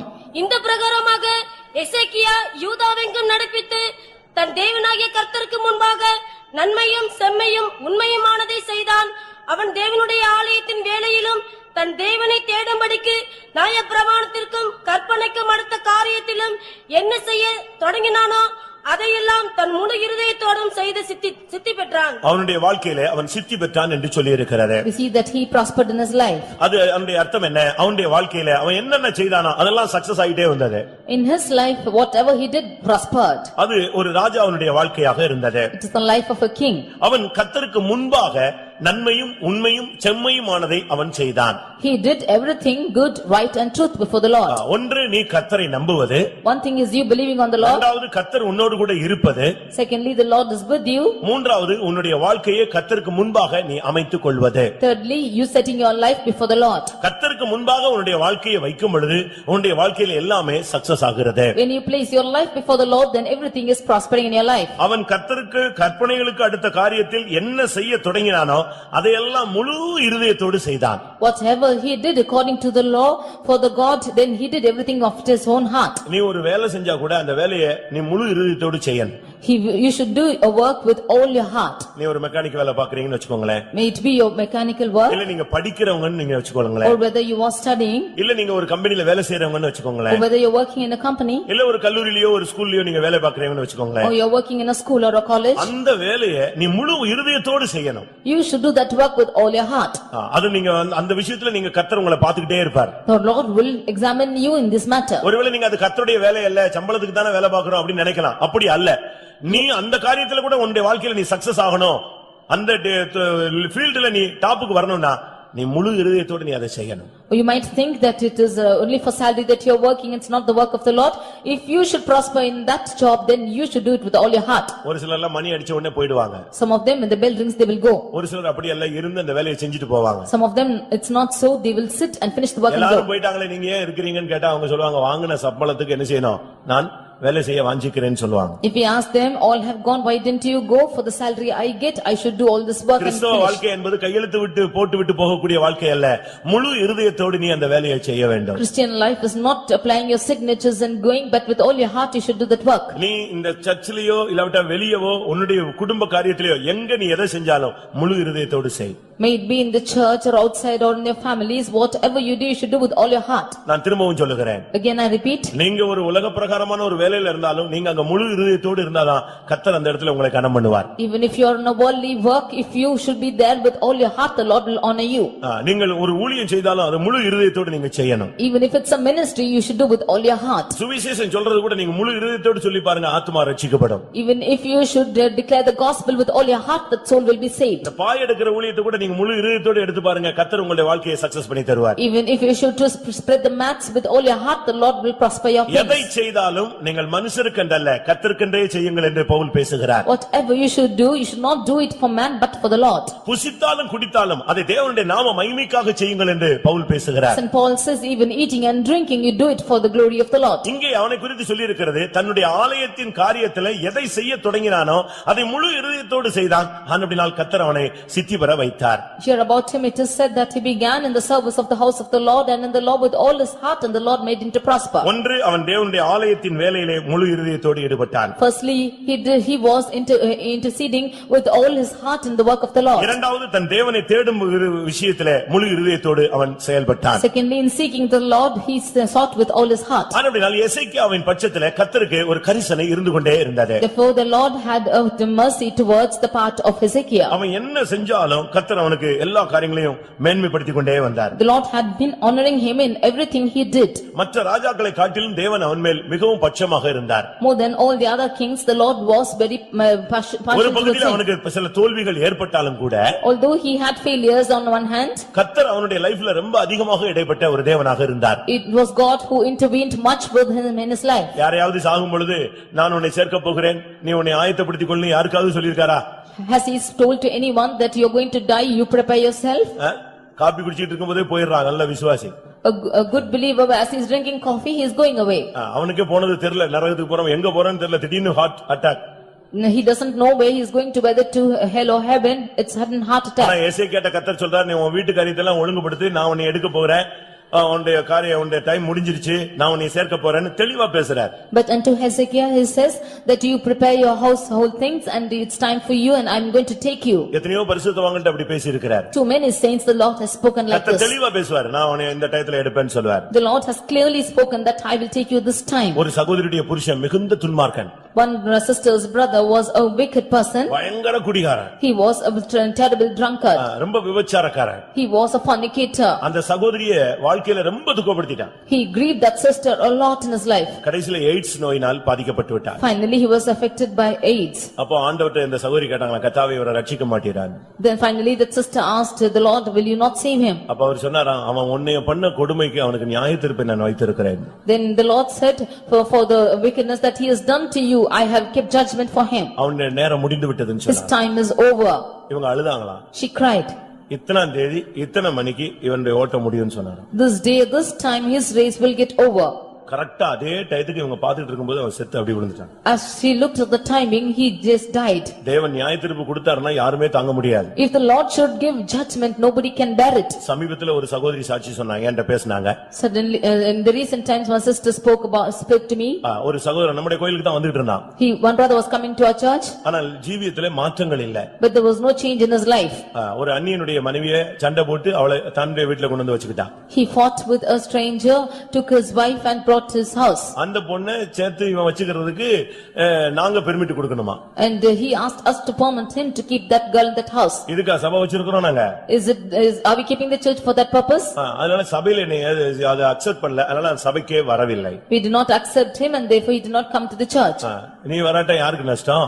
Whose loss is this? நீ நீதிமானா இருந்தால் உனக்கு லாபம், நீ பாவியா இருந்தால் உனக்கு நஷ்டம். If you are just, then gain for you. If you are a sinner, loss for you. யோபுல நீங்க படிச்சு பார்த்தா தெரியும், நீ நீதிமானா இருந்தால் அவருக்கு என்ன லாபம், நீ பாவியா இருந்தால் அவருக்கு என்ன நஷ்டம் அப்படின்னு தான் பைபிள் சொல்லுது. In Job, if you read, you can see if you are a just, what is good for him. If you are a sinner, what is loss for him. கடைசில அந்த பின்வாட்டை அவனை எங்க கொண்டு போய் விட்டது தெரியுமா? So finally, where did this backsliding led him to? தன்னுடைய சொந்த சகோதரனை கொன்னுட்டு சொத்துக்காக கொன்னுட்டான். He killed his own brother for property. இப்ப சமீபத்துல வியாதிப்பட்டான். Now recently he became sick. அவனை காப்பாத்துறதுக்கு லட்சக்கணக்கில் செலவழிக்கிறாங்க வீட்டார். In order to save him, they are spending lakhs for him. எவ்வளவோ செலவழிச்சாங்க. They spent lakhs for him. அப்ப ஒரு நாள் அந்த ஒரு சகோதரிட்ட, அந்த ஃபேமிலில உள்ள ஒரு சகோதரிட்ட கர்த்தர் சொன்னாராம், Finally, unto a sister in that house. எத்தனை லட்சம் செலவழிச்சாலும் நான் ஒரு நேரம் அவனுக்கு குறிச்சிருக்கிறேன், அவனுக்கு நியாய தீர்ப்புன்னு சொன்னார். And the Lord said, even if you spend 80 lakhs for him, I will keep find time for him, he will die that time. இவங்க புருஷன்ட்ட சொன்னாங்களாம், இல்லப்பா நீங்க லட்சமா செலவழிக்கிறீங்க, நீங்களும் கூட காசை கொடுக்கறீங்க, நம்ம கஷ்டப்பட்டு சம்பாதிக்கிற காசெல்லாம் அவனுக்கு செலவழிக்கிறீங்க, ஆனா கர்த்தர் அவனுக்கு நியாய தீர்ப்புன்னு தான் சொல்றாருன்னு சொன்னாங்க. She told her husband, you are spending lots of money for him, we have earned it with a hard work, but the Lord said it's judgment for him. அப்ப அந்த புருஷன் அவன் ரட்சிக்கப்பட்டவனா, இல்ல நீ என்னத்தையாவது புதுசா சொல்லாத, கர்த்தர் மன்னிச்சிடுவாரு, நான் அவனுக்கு எவ்வளவு நாள் செலவழிப்பேன்னு சொன்னான். Then that husband said, the Lord will definitely forgive, and how many ever lakhs it is, I will spare for him. இவனும் போய் லட்சக்கணக்கில் செலவழித்தான். He too went and spent lakhs for him. டாக்டர்லாம் சொன்னாங்க, நல்ல இம்ப்ரூவ் இருக்கு, நல்ல முன்னேறிட்டு இருக்காருன்னு சொன்னாங்க. The doctors also said that he is improving and he is in good state. ஆனா இந்த கர்த்தர் சொல்றாரு, இந்த சிஸ்டர் இல்ல அவன் டைம் முடிய போகுதுன்னு சொல்றாரு. But the Lord told the sister that his time is going to be over. அப்ப புருஷன் வந்து சொன்னான், பாத்தியா நாங்க செலவழிச்சோம் பாரு, என் ரிலேஷன் எலிமிட்டான் பாருன்னு சொன்னாங்க. Then that husband said that we have spent and our relation is got. எலும்புனா நல்லது, ஆனா கர்த்தர் இப்படி சொன்னாருன்னு சொல்லிட்டு இவங்க பேச்சை நிறுத்திட்டாங்க. She stopped with saying it's good he rose up, but it's if he survives it's okay. 1 week தான் ஆச்சு. And it's only 1 week. திடீர்னு ஆளு அப்படியே டவுன் ஆயிட்டான். All of a sudden he became low. உடனே டாக்டர்ஸ்ட கொண்டு போனாங்க. And they took him to the doctors. என்னங்க நல்லா இம்ப்ரூவ் ஆயிருக்கான்னு சொன்னீங்க, இப்போ என்ன ஆள் டவுன் ஆயிட்டான்னு. அவங்க சொன்னாங்க, சாரி அப்படியே திரும்பிடுச்சு, இன்னும் சில மணி நேரத்துல அவன் செத்து போயிடுவான்னு சொன்னாங்க. And the doctor said sorry, when it relapsed again and in few hours he will die. இறந்தே போயிட்டான். He died. சின்ன வயசு. It was a small age. தேவன் கரெக்ட்டா அந்த டைம்ல அடிச்சார். The Lord smote him at the right time. நம்முடைய pastor ஒருவர் ஒரு குறிக்கப்பட்ட நேரத்துல நான் போய் விடுவேன் என்று சொன்னார். A pastor once he said at the right one particular time I will go. இத்தனை மணிக்கு நான் இறந்து விடுவேன்னு சொன்னார். I will die at this time. உடனே அவரை மும்பையில இருந்து சென்னைக்கு அவங்க ஃளைட்ல கொண்டு வந்துட்டாங்க. Immediately they brought him from Mumbai to Chennai. ஆனா இவர் சொன்ன டயத்துல அவர் ஃளைட்ல இருந்தார். But at the time he said he was in the flight. அவங்க நினைச்சது இல்ல ஏதாவது டைம் மிஸ் ஆகும், சென்னையில போய் இறக்கிடலாம்னு யோசிச்சாங்க. சரியா அந்த டயத்துக்கு ஃளைட்ல அவர் உயிர் போயிடுச்சு. They thought that he will miss that timing, but at the right time in that flight his தேவனுடைய வேலைங்கிறது ரொம்ப கரெக்ட்டா இருக்கும். The work of the Lord is very correct. உன்னுடைய காரியங்கள்ல நீ தேவனை முழு இதயத்தோடு நீ தேடி பழகு.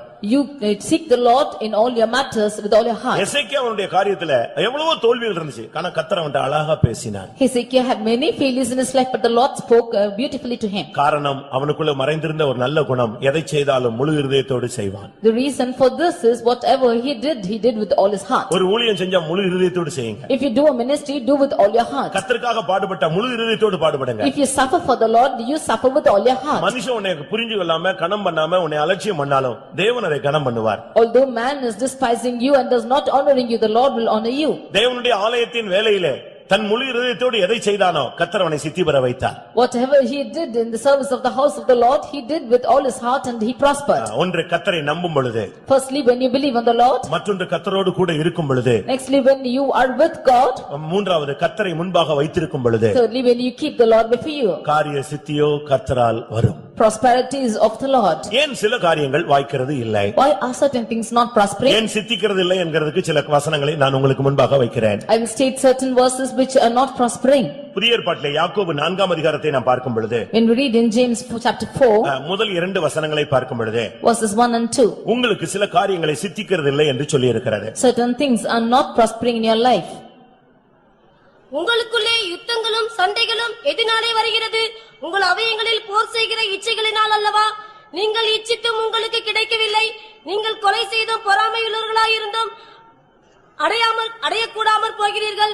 நீங்கள் சண்டையும் யுத்தம் பண்ணியும் நீங்கள் விண்ணப்பம் பண்ணாமல் இருக்கிறதுனாலே உங்களுக்கு சித்திக்கிறதில்லை. இங்கே சித்திக்கிறது இல்லை, சக்சஸ் ஆகலங்கிறதுக்கு சில காரணங்கள் சொல்லப்பட்டிருக்கிறது. There are certain things for not prospering here. இன்றைக்கும் கூட சில காரியங்கள் சக்சஸ் ஆகாமல் நாம் முட்டி முட்டி மோதிக்கொண்டே வருகிறோம். Even today we have been dashing against things without prospering. நீங்கள் இச்சிக்கிறீர்கள், அதாவது வாஞ்சிக்கிறீர்கள், ஆனால் உங்களுக்கு அது கிடைக்கவில்லை. You desire and you do not have it. அதுக்கு ரெண்டு காரணங்கள் சொல்லி இருக்கிறது. The reason are two reasons here. ஒன்று உங்களுடைய சுபாவங்களில் உள்ள தோல்விகள்.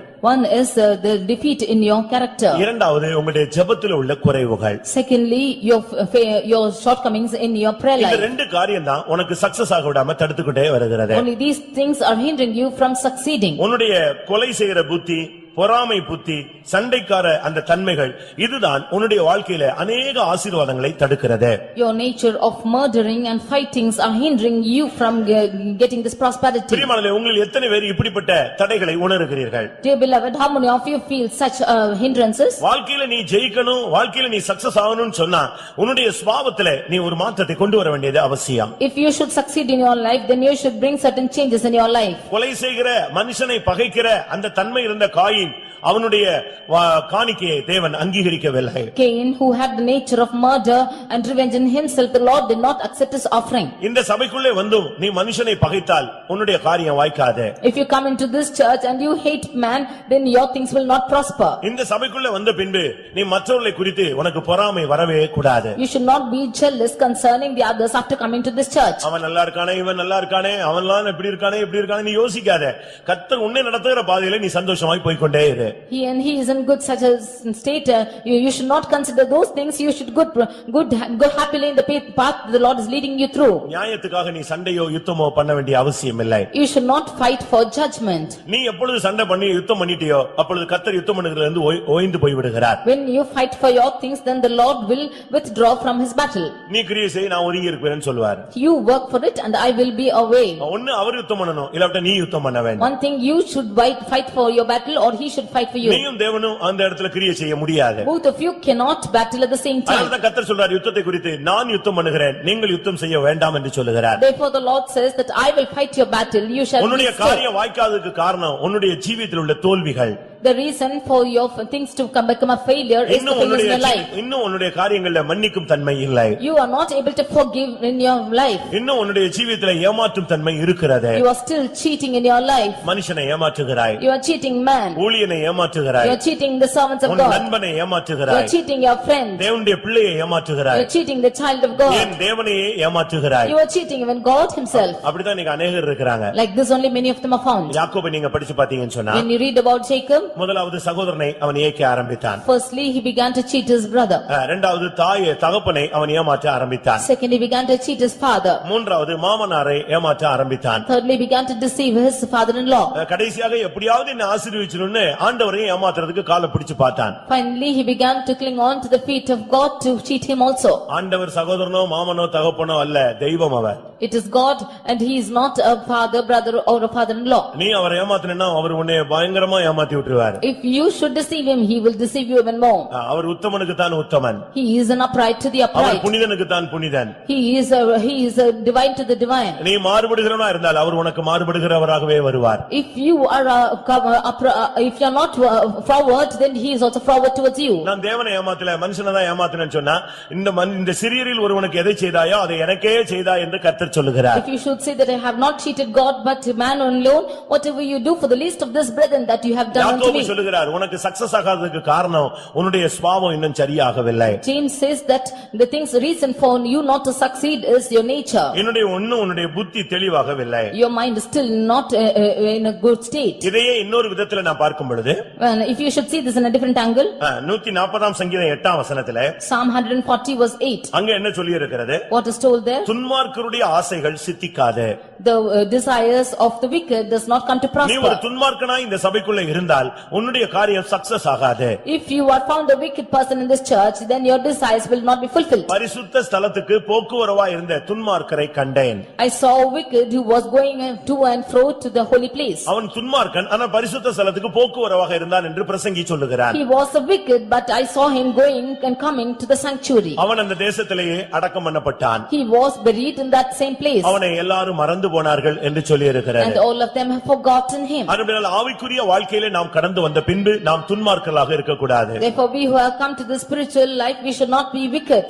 துன்மார்க்கனே என்னுடைய வசனத்தை பேச உனக்கு என்ன தகுதி உண்டு என்று சங்கீதத்திலே கேள்வி கேட்கப்பட்டிருக்கிறது. In psalmist ask a question, O wicked, what have you asked to ask question towards the Lord? என்னுடைய வசனத்தை நீ உன்னுடைய முதுகுக்கு பின்னாக எறிந்து போடுகிறாய், ஆனால் என்னுடைய பிரமாணங்களை நீ எப்படி பேசலாம் என்று கர்த்தர் கேட்கிறார். You have cast my words behind your back, how can you speak about my statutes? திருடனோடு ஒருமித்து போகிறாய், விபச்சாரக்காரரோடு உனக்கு பங்கு இருக்கிறது, ஆனால் நீ துன்மார்க்கனா இருந்து கொண்டு பரிசுத்த ஸ்தலத்துக்கு நீ போக்குவரவு செய்கிறாய். You have a part with the thief and you have a part with the fornicator, but you are going to and coming to the holy place. நம்முடைய வாழ்வின் தோல்விகளே நமக்கு சக்சஸை கொண்டு வராமல் தடுக்கிறது. The failures in our life is not bringing success to us. இரண்டாவதாக, Secondly, இரண்டாம் நாளாகமும் 24ஆம் அதிகாரத்திலே நான் பார்க்கும் பொழுது, Second Chronicles chapter 24, 24ஆம் அதிகாரம் 20ஆம் வசனம், verse 20.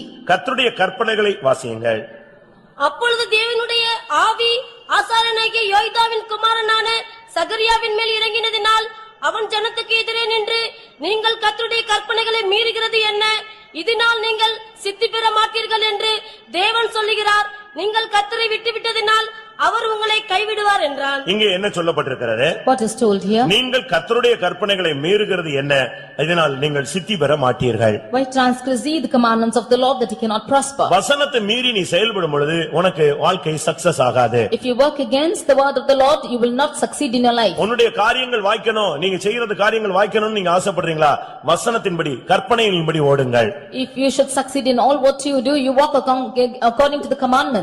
தேவனுடைய வசனத்தை மீறி நீ செயல்படக்கூடாது. You should not work against the commandments of the Lord. உபதேசத்தை மீறி நீ செயல்படக்கூடாது. You should not work against the doctrines. சபையின் சட்டதிட்டங்களை மீறி நீ செயல்படக்கூடாது. You should not work against the statutes of the church. நம்முடைய சபையில் உள்ள ஊழியர்கள் கூட வரும்பொழுது ரொம்ப பயத்தோடு பக்தியோடு வருகிறார்கள். காலங்கள் போகும் பொழுது சில திறமைகள் கிருபைகள் கிடைக்கும் பொழுது அவங்க இந்த உபதேசத்துக்கு மாறாக பேச ஆரம்பிக்கிறார்கள். Even the servants of God come with great fear into this ministry, but when times are going, then they are speaking against the doctrines. அவங்களுக்கு இங்க வந்து வருஷங்கள் போன பின்பு புகழை விரும்புகிறார்கள். After years have gone by, they are seeking for their own self things. உடனே இந்த உபதேசத்துக்கு கருத்து வேறுபாடுகளை பேசுகிறார்கள். They are immediately speaking against things against these doctrines. கருத்து வேறுபாடு மிஸ் அண்டர்ஸ்டாண்டிங்கை கொண்டு வருகிறார்கள். They bring misunderstandings in it. 20 வருஷத்துக்கு பின்பு தான் அவங்களுக்கு இந்த தெளிவு கிடைத்ததா? Is it after 20 years that they got this clarity? இல்ல 25 வருஷத்துக்கு பிறகு தான் உனக்கு அந்த வெளிச்சம் கிடைச்சதா? Or did he receive the light after 25 years? இந்த உபதேசம் தவறுன்னு உனக்கு முதல்லயே தெரியாதா? Do you not know that this doctrine is wrong in the beginning? அப்படி அல்ல. It's not so. இவர்களுடைய மனதிலே ஒரு மனம் இல்லாமல் போய்விட்டது. They did not have oneness in their mind. அதனால் தான் அவர்கள் வெளியே போய் ஊழியத்தை தொடர That ஆரம்பிக்கிறார்கள். is why they have to go out and continue their ministry. அப்படி துவங்கின சபைகள் தான் अनेक பெந்தேகோஸ்தே சபைகள். Many Pentecostal churches are churches which have begun like that. நான் அவருடைய பெயர்களை சொல்ல விரும்புகிறதில்லை. We do not decide to tell their names. சொன்னால் எல்லாருக்கும் தமிழகத்துல தெரியும். All of them will know that in Tamil Nadu. ஆனால் புதிதாக வந்த ஜனங்களுக்கு ரட்சிக்கப்படுகிறவர்களுக்கு அவர்கள் யார் என்று தெரியாதனால அவர்கள் அதில் ஐக்கியமாகி விடுகிறார்கள். But those who are coming new leaders not know who they are and therefore they come in the communion. தேவனுடைய கற்பனைகளை நீ மீறினால் உனக்கு காரியம் சித்திக்காது. If you transgress the commandments of the Lord, you cannot prosper. கர்த்தருடைய கற்பனைகளை மீறுவது தவறு. To transgress the commandments of the Lord is wrong. அது என்ன கற்பனை கற்பனை என்று சொல்லி இருக்கிறது என்ன? What is told the commandments? யோவான் என்ன சொல்லுகிறார்? What does St. John say? அவருடைய கற்பனைகளின்படி நடப்பதே அன்பு. To walk according to this commandments is love. ஆண்டவருடைய வார்த்தையின்படி நீ நடந்தால் அதுக்கு பேர் தான் அன்பு. If you should walk according to the commandment of the Lord, that is love. பார்த்த உடனே சிரிப்பது அன்பல்ல. Not smiling when you see is love. பார்த்த உடனே பேசுவது அன்பல்ல. Not speaking when you see is love. பார்த்த உடனே பின்னால போறது அன்பல்ல. Not going behind when you see is love. இரண்டாம் யோவான்ல நான் பார்க்கும் பொழுது When we read in 2nd John 6ஆம் வசனத்திலே நாம் அவருடைய கற்பனைகளின்படி நடப்பதே அன்பு. verse 6, we see that walking according to his commandments is love. இங்க வேதம் சொல்லுகிறது கற்பனைகளை மீறினால் உனக்கு சித்தி பெற மாட்டாய். If you transgress the commandments of the Lord, you cannot prosper. தேவன் உனக்கு ஒரு கட்டளை கொடுத்திருப்பார். The Lord would give you a commandment. மகனே மகளே நான் உனக்கு என்ன செய்வேன் நீ இப்படி செய் என்று சொல்லியிருப்பார். O son or daughter, I will do such and such and things to you. நான் உன்னை குணமாக்குவேன் நீ எனக்கு இதை செய் நீ கர்த்தரை மகிமைப்படுத்த வேண்டும் என்று சொல்லியிருப்பார். I will heal you and you should glorify me, you should have said. தேவனுடைய கட்டளையை நீ மீறக்கூடாது. You should not transgress the commandments of the Lord. மனுஷனுடைய கட்டளையை மீறும் பொழுதே நீ அடிபட்டு விடுகிறாய். Only when you transgress the commandments of man, you are beaten. ரோட்ல போறதுக்குன்னு ஒரு ரூல்ஸ் இருக்கு. You have certain rules to go on the road. நான் இப்படி தான் போவேன் இந்தியா என் தேசம் அப்படினு நீ நடு ரோட்ல போனேன்னா நாய் அடிச்ச மாதிரி அடிச்சு போட்டு போயிடுவான். If you are walking in the mid road saying that India is my nation, I will walk like this, you will be beaten as a dog. அப்படிதானே? நான் இந்திய பிரஜை அப்படி நீ நடு ரோட்ல போய் நில்லு என்ன ஆகும்? Saying that you are a citizen of India, if you stand on the mid road, what will happen? Indian railway அப்படினு சொல்லிட்டு போய் நடு தண்டவாளத்துல நின்னா என்ன ஆகும்? If you say that you are a citizen of India, if you go and stand in the mid road, what will happen? 100 கிலோமீட்டர்ல வர்ற train Indian ஒண்ணே நின்றுதோ? With the train which is coming at 100 kilometer speed, will it stand like that? அதெல்லாம் கிடையாது. It's not so. நீ பிரமாணத்தை மீறும் பொழுது நீ அடிபட்டு விடுவாய். When you transgress the commandments, you will be beaten. கற்பனைகளை மீறினால் உன் வாழ்க்கையில சக்சஸ் ஆகாது. If you transgress the commandments, then you will not succeed. தேவனுடைய ஆலோசனையை நீ விட்டுட்டினாலே உன்னுடைய தடுமாற்றம் வந்துரும். If you leave the counsel of the Lord, then you will stumble. தங்களுக்கு கேடு உண்டாக தேவனுடைய ஆலோசனையை அவர்கள் தள்ளிவிட்டார்கள். In that they might bring failures in their life, they have put away the commandments of the Lord. இதை இன்னொரு விதத்துல சொல்லும் பொழுது நீதிமொழிகள் 15:22 Proverbs 15:22. ஆலோசனை இல்லாவிட்டால் காரியங்கள் எண்ணங்கள் சித்திக்காது.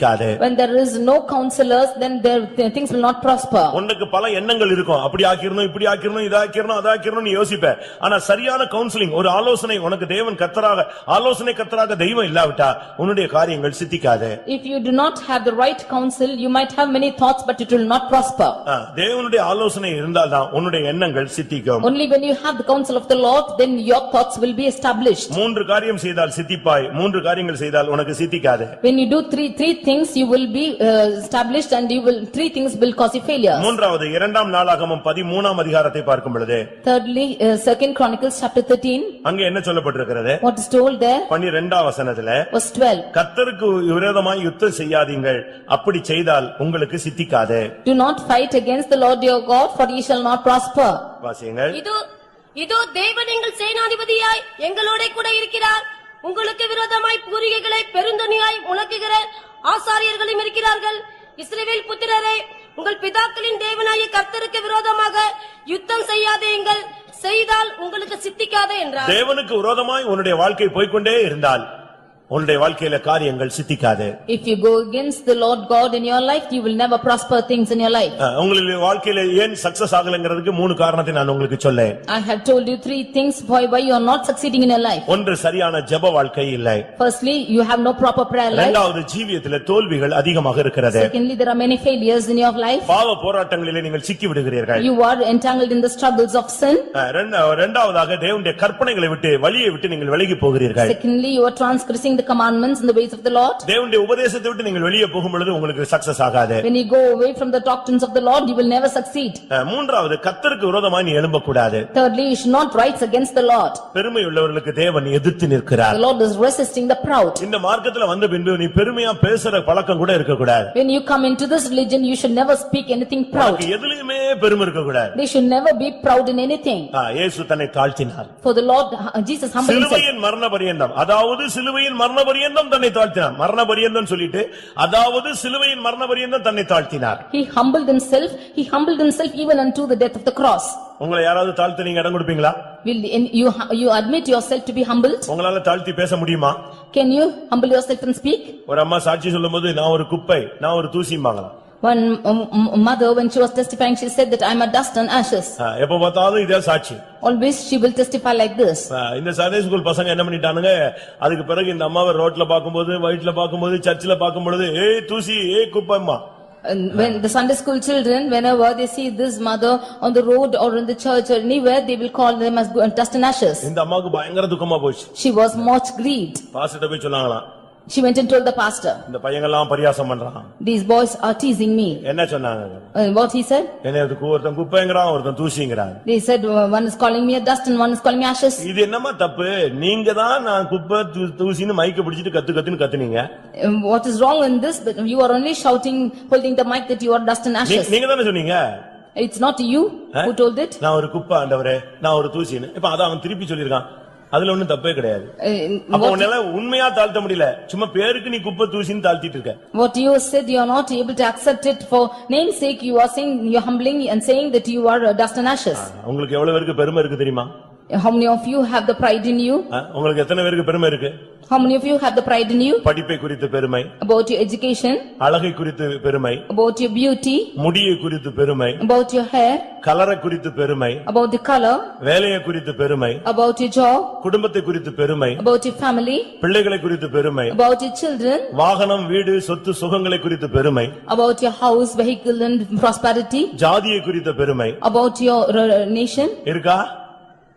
இப்படிப்பட்ட பெருமை எல்லாம் வச்சுட்டு நீ எந்த பரலோகத்துக்கு போக முடியும்? With all this pride, where can you go to heaven? கிறிஸ்துவுக்குள்ள நீ வந்துட்டேன்னா ஜாதியே கிடையாது.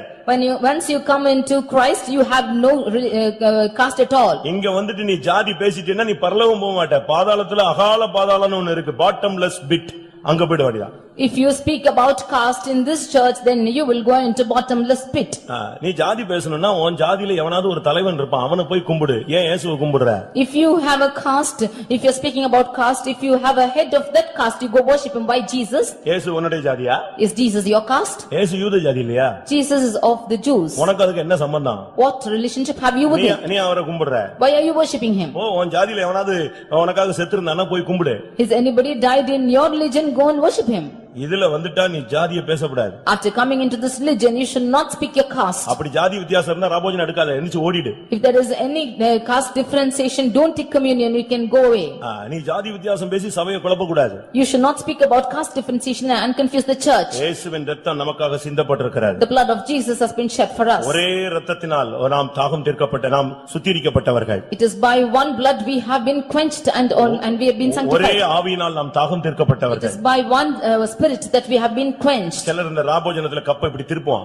Some of them will turn back the cups in the communion. கப்புல எச்சி பட்டுருமா, கப்பை என்ன செய்யறது? இப்படி கொடுத்தா இப்படி திருப்புறது. நீ எந்த பரலோகத்துக்கு போவ? There will be spittle on the cup, therefore they will turn the cups. இதெல்லாம் பரலோகத்துக்கு போகாத. நீ இப்பமே சர்டிபிகேட் கொடுத்துடலாம், இதெல்லாம் போகாது. You yourself can ரிஜெக்டட்னு நானே கொடுத்துருவேன். I can certify and say that such people will never go to heaven. இந்த கப்பை திருப்புறது, Turning back the cups. கால்கள் ஒரு ஊழிய வச்சா வராம ஓடுறது, When you are keeping the ministry of washing the feet, not coming and running away. ஜாதியை பேசுறது. You are speaking about caste. நான் இன்னைக்கு சொல்றேன், கர்த்தருடைய சன்னிதானத்துல இருந்து நீ பரலோகத்துக்கு போக மாட்ட. Today in the presence of God, I say that you will not go to heaven. நான் சொல்றது சரின்னு சொல்றேன், அல்லேலூயா சொல்லுங்க. Hallelujah. சும்மா கை வைத்து நீங்க, எனக்கு தெரியும். கல்யாணம் வந்தாதான் உங்களுடைய ஒரிஜினாலிட்டி தெரியும். Only when weddings come, you can see originality.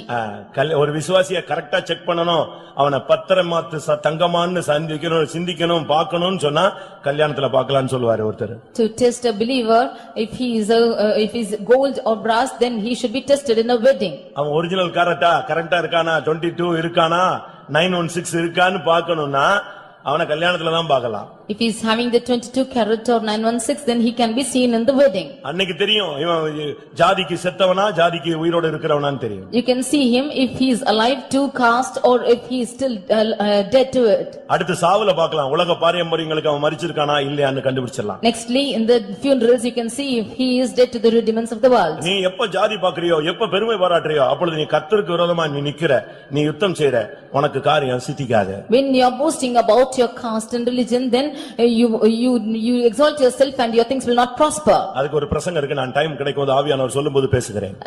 At the right time, I will declare a message for it. அப்போ உங்க ஜாதிகாரன் பஸ் ஓட்டுனானா அந்த பஸ்ல மட்டும் ஏறு, மத்த பஸ்ல ஏறாத. ட்ரெயின் போ, டிரைவர் நீ எந்த ஜாதி, நீ யாருமா போம்மா, நீ ரோட்லயே நில்லு, அப்படி அனுப்ப. அதுல எல்லாம் உனக்கு ஜாதி தெரியாது, இதுல மட்டும்தான் ஜாதி. சபைக்குள்ளதான் உனக்கு ஜாதி தெரியுமா? When going to the bus, you should inquire the driver which caste he is and you should enter the bus, and even for a train you should go and ask him which caste he is. Only when you are coming to the church should you look unto your caste. நம்ம இப்படிதான் பேசி சபை வளர்ச்சியை தடுத்துட்டோம். That is what we are speaking and have shortened the growth of the church. அவருடைய இரத்தம் நாசரேத்தில் உள்ள எல்லா ஜாதிக்கும் சிந்தப்பட்டது. His blood has been shed for all the caste in Nazareth. அந்த இரத்தத்தை நீங்க வீணாக்கிறாதீங்க. Do not put that blood into vain. கர்த்தருக்கு விரோதமா யுத்தம் செய்தால் கர்த்தர் உனக்கு சித்திக்க வைக்க வேண்டாம். If you strive against the Lord, then you will not prosper. ஒரு கிணற்றடியிலிருந்து ஒரு தேவனுடைய மனிதன் ஜெபித்தான், கர்த்தாவே என் காரியத்தை சித்திக்க பண்ணும். A man of God standing beside the well prayed unto the Lord for his things to come to என் காரியம் pass. சித்திக்குது என் காரியம் சித்திக்கலன்னு இப்ப கர்த்தர் உன்னோடு பேசிவிட்டார். The Lord has spoken to you why things have been prospering in your life and not. இனி உன்னுடைய அடிப்படையில தான் இனிமே காரியம் சக்சஸ் ஆகிறது சக்சஸ் ஆகாம இருக்கிறதுன்னு நீ விளங்கி கொண்டாய். Now under your basis only things are prospering and not, that is what you have understood. எத்தனை பேருக்கு காரியம் இதுவரை வாய்க்கவில்லை அதனுடைய ரகசியம் புரிந்து விட்டது. For how many of you things have not been prospered and you have understood the mystery of it? எத்தனை பேருக்கு இனிமேல் காரியம் சித்திக்கணும்னு ஆசைப்படுகிறீர்கள்? How many of you desire for things to prosper கர்த்தாவே anymore? நான் என்னுடைய வாழ்க்கையில் இன்னும் எவ்வளவோ தூரம் போக வேண்டியிருக்கிறது நான் பண்ண வேண்டிய பிரயாணம் வெகு தூரம் ஆனால் எனக்கு காரியத்தை சித்திக்க பண்ண வேண்டும் என்று வாஞ்சிக்கிறவர்கள் கண்களை மூடுங்கள். All those who desire and say that you have to go far off and things to come should come to prosper in your life, close your eyes. எல்லாரும் கண்களை மூடி ஆண்டவரே என் காரியத்தை நீர் சித்திக்க பண்ணும் என் வாழ்க்கை பயணத்தை ஜெயமாய் மாற்றும் என்று கதறுகிறவர்கள் முழங்கால் படியிடுங்கள். All those who cry out saying, God, I want things to prosper in my life, you should take control of my life, you kneel down. இனிமேல் நான் கர்த்தருக்கு விரோதமாய் யுத்தம் செய்ய மாட்டேன். Hereafter I will not strive against the Lord. நான் கர்த்தருக்கு விரோதமாய் பெருமை பாராட்டி பேச I மாட்டேன். will not boast and speak against the Lord. இனி தேவனுடைய கற்பனைகளை மீறி போக மாட்டேன். I will no more go against the commandments of the Lord. இனி என்னுடைய ஜெப வாழ்க்கையை நான் ஒழுங்குபடுத்திக் கொள்கிறேன். Hereafter I will regulate my prayer life. இனி சண்டைகளுக்கோ பொறாமைகளுக்கோ நான் இடம் கொடுக்க மாட்டேன். I will not give room for the doubts and fightings and jealousy anymore. அப்படி நீ ஒரு தீர்மானம் எடு இனிமேல் உன்னுடைய காரியங்கள் எல்லாம் சக்சஸ் ஆக You ஆரம்பிக்கும். make such a decision, all things will prosper in your life. கர்த்தாவே நீர் என்னோடு கூட இரு Lord, ஆண்டவரே. you be with me. கர்த்தாவே நான் உம்மை எனக்கு முன்பாக வைக்கிறேன் Lord, ஆண்டவரே. I have kept you before me. கர்த்தாவே நான் உம்மை நம்புகிறேன் ஆண்டவரே. Lord, I trust in you. என் வாழ்க்கை சித்திக்கும்படியாக அருள் செய்யும். You bless me that I should be prospering. அந்த எலியாசார் ஜெபம் அன்றைக்கு கேட்கப்பட்டது. The prayer of that Eliezer was heard. ஜெபிச்சுட்டே இருக்கிறான் அந்த காரியம் அப்படியே நடக்க ஆரம்பித்தது. He prayed likewise and things came to pass. பாருங்க ஜெபம் நடந்துகிட்டு இருக்கும் பொழுதே அந்த காரியத்தை கர்த்தர் சித்திக்க பண்ணுகிறார். As he was praying, the Lord made things to prosper. அந்த ஊர்ல அந்த கிணத்தண்டையில போய் அவன் நிக்கிறான். He went in that city beside the well. அந்த ஊர் பேரை கேட்டான். He asked for the name of that city. அந்த ஊர் பேர்லாம் அவனுக்கு தெரிஞ்சிருச்சு. He knew about the name of that city. இப்ப யார போய் தேடுறது யார் வீட்டுக்கு போறது?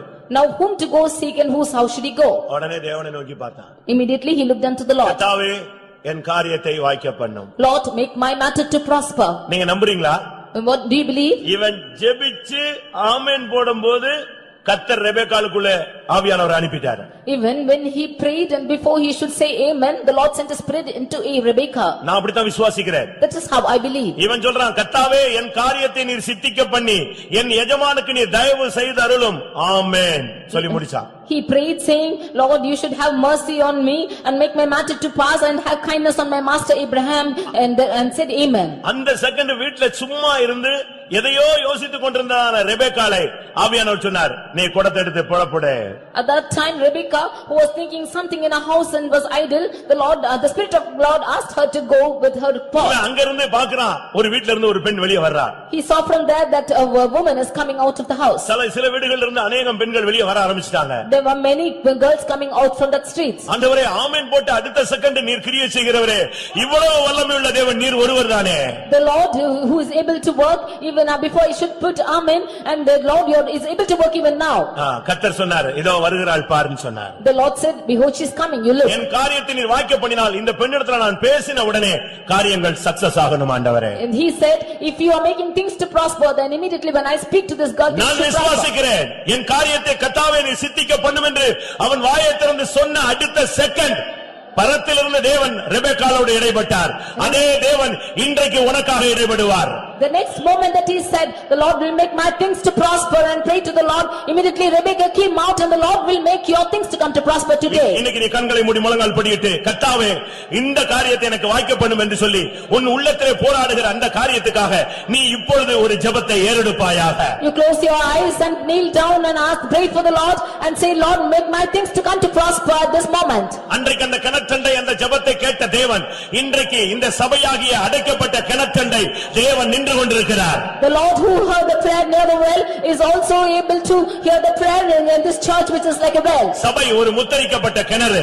The church is a closed well. இந்த இடத்திலே நீ நின்று ஜெபித்துக் கொண்டிருக்கிறாய். You are praying in this place. உன்னுடைய ஜெபத்தை கர்த்தர் கேட்கிறார். The Lord will hear your prayer. நீ சொல்லு கர்த்தாவே என் காரியத்தை வாய்க்க பண்ணும் சித்திக்க பண்ணும் சொல்லு. நீ ஆமென் போடும்போது பரலோகம் ஆமென் என்று சொல்லும். You pray to the Lord and ask your things to come to prosper. The Lord will say amen before before you close your prayer. நான் 2 நிமிஷம் உங்களுக்கு டைம் தர்றேன். I give you 2 minutes time. எல்லாரும் முழங்கால் போடுங்க. All of you kneel down. நீங்க வாழ்க்கையில எத்தனையோ வருஷங்களை நீங்கள் கடந்து வந்திருப்பீர்கள். For many years you have passed in your life. எவ்வளவோ அனுபவங்களை பாதைகளை கடந்து வந்தவர்கள். You have gone through many experiences in your life. ஊழியத்திலே பல பாதைகளை நீங்கள் கடந்து வந்திருக்கிறீர்கள். You have crossed through many paths in your ministry. அநேக காரியங்கள் சக்சஸ் ஆயிருக்கலாம், அநேக காரியங்கள் சக்சஸ் ஆகாமல் இருக்கலாம். Many have been successful and many have been unsuccessful. ஆனால் இன்றைக்கு தேவன் உனக்கு சொல்ற வார்த்தை, நான் காரியங்களை சித்தி பெற வைக்கிற தேவன். But today the Lord is promising you that he will make things to prosper. காரிய சித்தியோ கர்த்தரால் வரும். Prosperity comes from the Lord. ஜெயமோ கர்த்தரால் வரும். Victory is from the Lord. உன் வாழ்க்கையிலே தேவனுக்கு நீ முக்கியத்துவம் கொடுக்கிறாய், ஆனபடியால் தேவன் உன் வாழ்க்கைக்கு உன் ஜெபத்துக்கு முக்கியத்துவம் கொடுக்க போகிறார். When you give importance to the Lord in your life, the Lord is going to give importance to your prayer. நான் மறுபடியும் சொல்லுகிறேன்.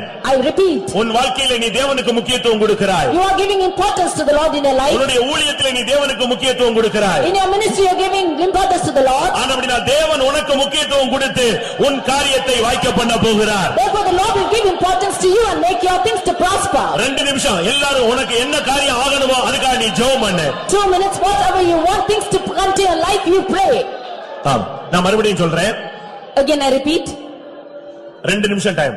2 minutes time. 120 செகண்ட். 120 seconds. இதுக்குள்ள உன் வாழ்க்கையில கர்த்தர் என்ன செய்யணும், என்ன காரியத்தை சித்திக்க பண்ணணும்னோ அதை நீ வாயை திறந்து சொல்லி ஆமென் போட்ரு. Within this, whatever the Lord wants to do in your life, you pray and say amen.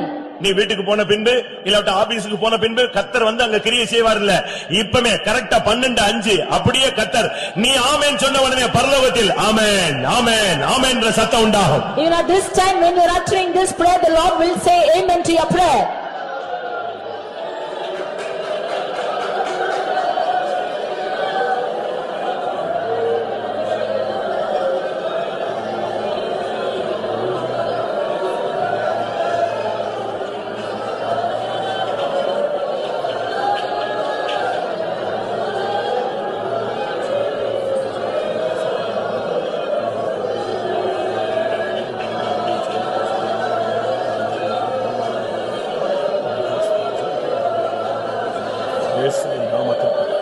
ஆமென் ஆமென் ஆமென் ஹalleluya ஹalleluya ஹalleluya ஆமென் ஹalleluya. நீ ஆமென் போடும் பொழுது பரலோகம் ஆமென் போடட்டும். ஹalleluya ஆமென் ஹalleluya. விக்கராபகராபகத்ரா நீ கண்ணீரோடு ஜெபித்த ஜெபம் ஹalleluya.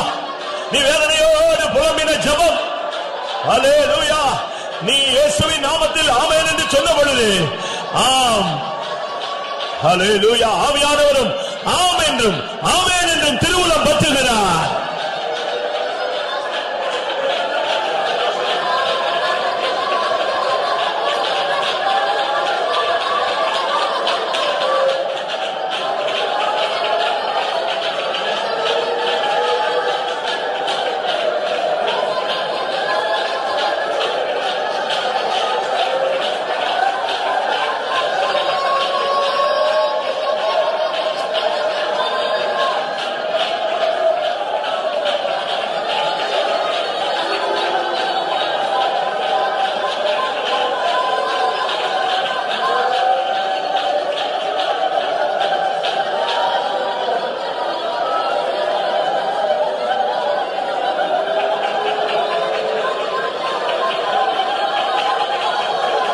ஹalleluya. அவர் செய்ய நினைத்தது தடைபடாது. அவர் செய்ய தேவரீர் நீ செய்ய நினைத்தது தடைபடாது. ஹalleluya. எந்த மனுஷனும் தடுக்க முடியாது. அப்படி தடுப்பானால் அவர் நியாயம் தீர்ப்பார். ஹalleluya.